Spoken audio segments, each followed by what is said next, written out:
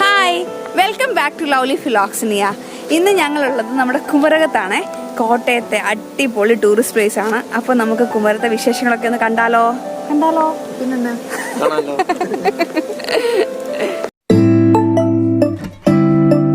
ഇത് bird സാഞ്ചുറിയുടെ just ഒരു opening ആണ്. ഇവിടെ നമ്മൾ ഗേറ്റിൽ നിന്ന് കയറി വന്ന് ഇവിടെ പാർക്ക് ചെയ്യാനുള്ള സ്ഥലമൊക്കെ ഉണ്ട്. നമുക്ക് മുന്നോട്ട് പോയി നോക്കാം.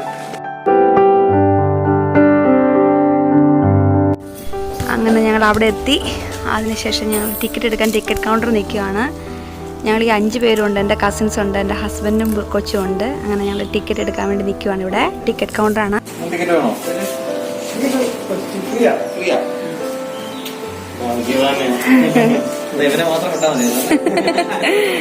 അങ്ങനെ ഞങ്ങൾ ടിക്കറ്റൊക്കെ എടുത്തു. ഇപ്പം നമ്മൾ ബേർഡ് സാഞ്ചുറിയിലൊക്കെ നടക്കാൻ പോവാണ്.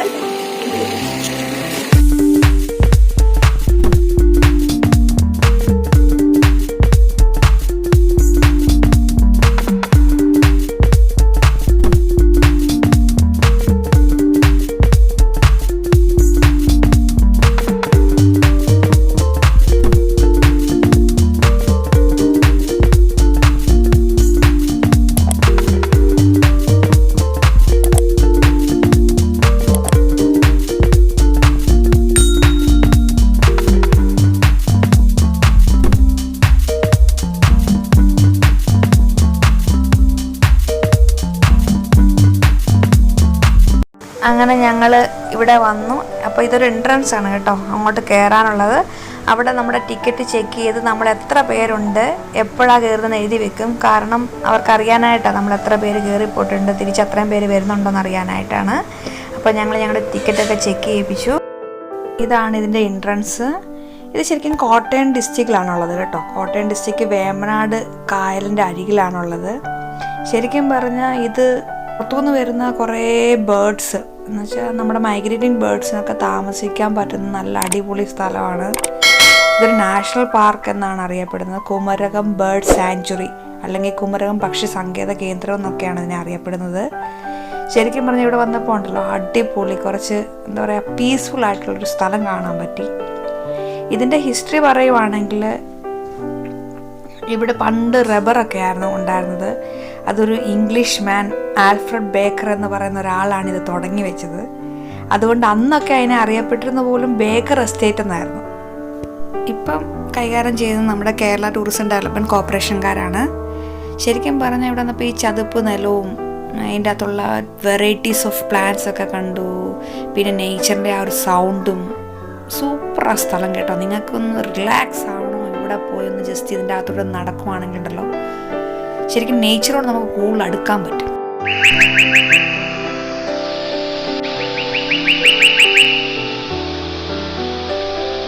ഇവിടെ വന്നിട്ട് പോയാൽ പിന്നെ ഒരിക്കലും ആരും പറയത്തില്ല എൻ്റെ സ്റ്റാറ്റസ് അപ്ഡേറ്റ് ചെയ്യാനായിട്ട്, എൻ്റെ പ്രൊഫൈൽ പിക്ചർ ചേഞ്ച് ചെയ്യാനായിട്ട് ഫോട്ടോ ഇല്ലെന്ന്. കാരണം അത്രമാത്രം ഫോട്ടോസ് എടുക്കാനുള്ള സ്ഥലങ്ങൾ ഇവിടെ ഉണ്ട്.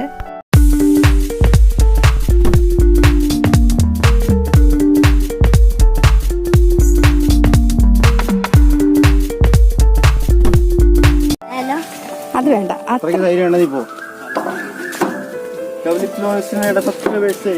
പാലം ഇതിലൂടെയാണ് ഞങ്ങൾ കടന്നപ്പുറത്തെത്തിക്കുന്നത്. കിട്ടണം, മൊത്തം കിട്ടണം, പുറകോട്ട്.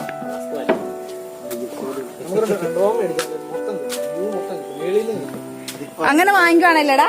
എനിക്ക്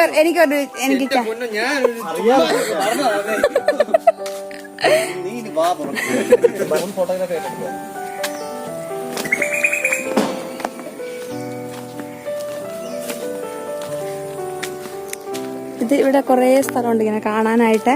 എന്ന് വെച്ചാൽ 2 സൈഡിലും കുറേ മരങ്ങളും ശരിക്കും പറഞ്ഞാൽ നല്ല കുറേ ബേർഡ്സിൻ്റെ ഒച്ചയും.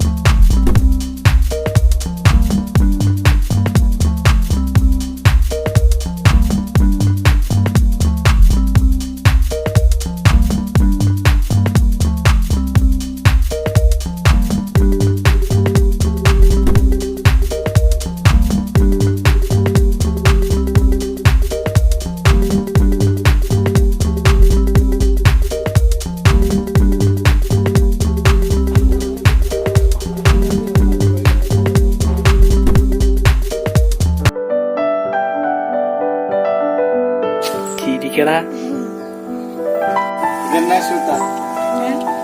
ഇതാണ് റാൻഡം ഷൂട്ട്. ഇല്ല കേട്ടിട്ട് വലിയ പക്ഷികളൊന്നും ഇല്ലായിരുന്നു. പക്ഷെ അതുവഴി നടന്നപ്പോൾ കിട്ടിയ ഒരു നാച്ചുറാലിറ്റിയും പീസും ഒക്കെ നല്ല അടിപൊളിയായിരുന്നു.